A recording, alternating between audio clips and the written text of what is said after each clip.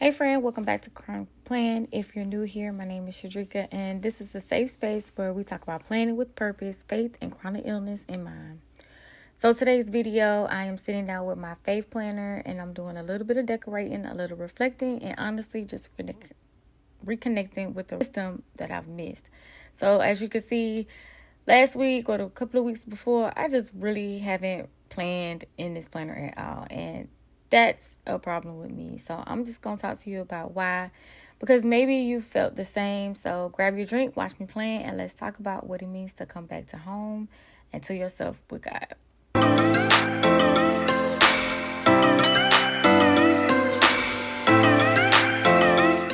So this section will play. So the truth is, I've been prioritizing a lot of other things lately.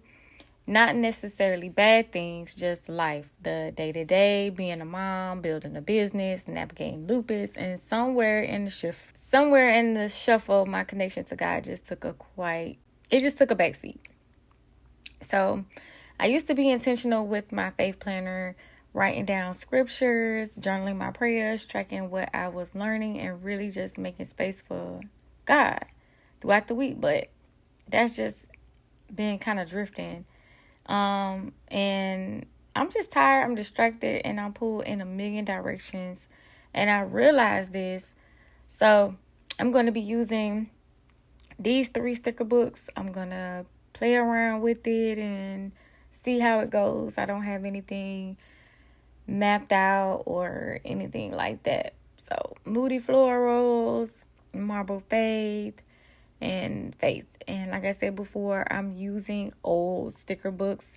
I'm not spending no more money on no new ones, so we just gonna make it do what it do. What I'm realizing in this time with God is that it is something special. Not because I wrote it down in my planner, but because it's just reminding me of where my strength really comes from. And it just slowed me down enough to notice what I'm carrying that isn't mine anymore, and what I've been trying to force that God never told me to fix.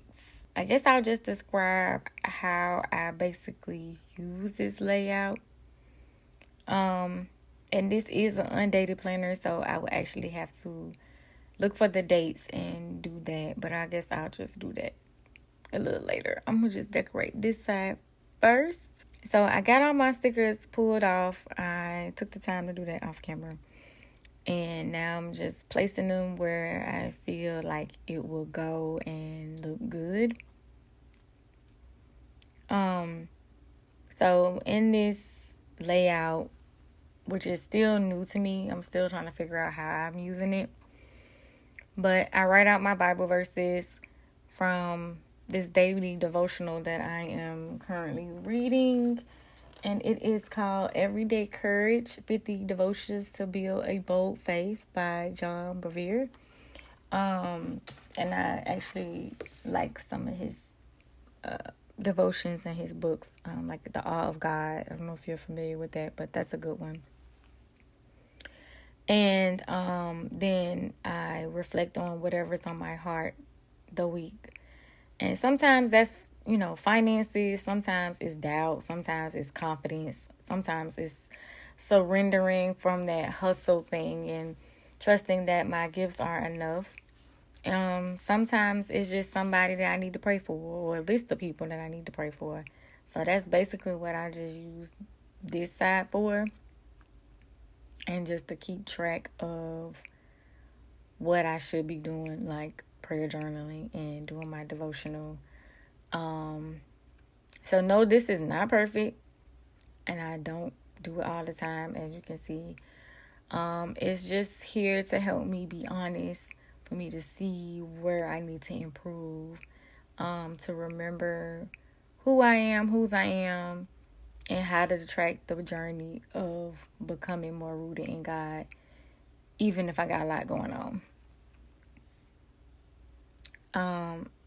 I know faith planning might not be for everyone, but I do know if you've been craving more spiritual intentionality and you don't know where to start, this could be one way to begin. I'm not suggesting that you go out and get a happy planner or a faith planner or anything like that, but I'm just saying, just writing down in a notebook your prayers is a good start. Just writing down scriptures that you want to memorize throughout the week and meditate on, that's a start. Writing down the people that you want to pray for, or things that's just heavy on your heart that you want to release, that's a start. Like, it don't take a whole planner, but for me, this is just a place for me to keep everything all in one place. And since I already use a happy planner for everything else, it just kind of fits for me to just drop that in there with everything else. So this is basically me coming back to what grounds me, not with shame, but because I'm learning it's okay to begin again, even if I dropped the ball, even if I forgot, even if I didn't do it on time, it's still the intention. So if you've ever felt disconnected from God, you overwhelmed in motherhood, or you just trying to figure out a rhythm for your routines, I just want to invite you to book a 15-minute clarity call with me. And we could just talk about where you are, how you're feeling stuck, and just how to prioritize your faith and life with more intention, because you really just don't have to do this by yourself. Also, I would invite you to subscribe to my weekly newsletter. And the link will be in the description. I would just really love to hold space for you.